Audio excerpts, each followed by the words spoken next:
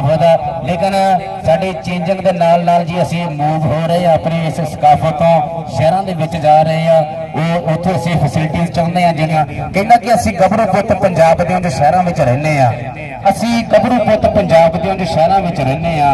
रुखां दी ठंडी छां छड्ड के एसी दी ठंडक लैने आ। हुण बर्गर पीजे खाने आ ते कोका कोला पीने आ। साडे वड्ड वडेरे पेंडू सन, असीं शहरी बन के जीने आ। वो लस्सी दे गड़वे भुल गए, बोरी दियां धारां भुल गईयां, ना गुट्टां जोड़े याद रहे, अल्लड़ मटियारां भुल गईयां। हुण देसी घ्यो दे विचों भी सानू आउंदी रवे समैल जई, जे कभी पराठा खा गईए ना रवे तबीयत वल जई। रातां नूं साडे दिन चढ़दे ते बाजारां विच भौने आ, फजरां तक टीवी वेखने आ, फिर अद्धे दिन तक सोने आ। जाती चढ़ी खुमारी दौलत दी सब साका गिरी भुल गई है। जो प्रेमी कंध परोची सी वो तस्बी सातों खुल गई है। असी दौलत पिछे नठ नठ गए लभ्या बंगले कारां नूं, अज रोगी होए टेंशन दे ते लभीए चैन करारां नूं। ना यार रहे ना करार रहे, बस चेते कारोबार रहे। अंजम जी हुण सोची विच बन कल्ले कैदी वक्त गुजार रहे। किदां के निक्कियां हुंदियां कच्छे पा के निक्कियां हुंदियां कच्छे पा के डंगरां दे नाल कट्ठियां छप्पड़े नहा के मिट्टी ते लिटना जाके घर नूं मुड़ना थक थका के।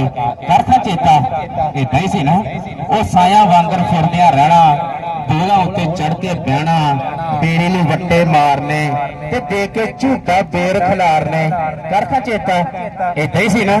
ओ शहीदा मेदा गामा माजा शानी मानी काशी तीफा, खेड़दे सा सब अड्डी ठीफा ते नंगे पैरी लगना शीशा। कोल कुछ भी ना होना खाली खीसा ते सिखर दुपहरे पिंगा पा के पिपलां वाली रड़ी दे विच जाके 12 टैम दी बाजी ला के लड़ पैंदे सा हरम ते आके। करखा चेता इदां ही सी ना। ते कन्ना सुरत संभाली बोते वाए, मत्थे उत्ते कुंडल पाए, पुठे सिद्धे चंद चढ़ाए ते बुढ़ले नूं कई लांबे आए।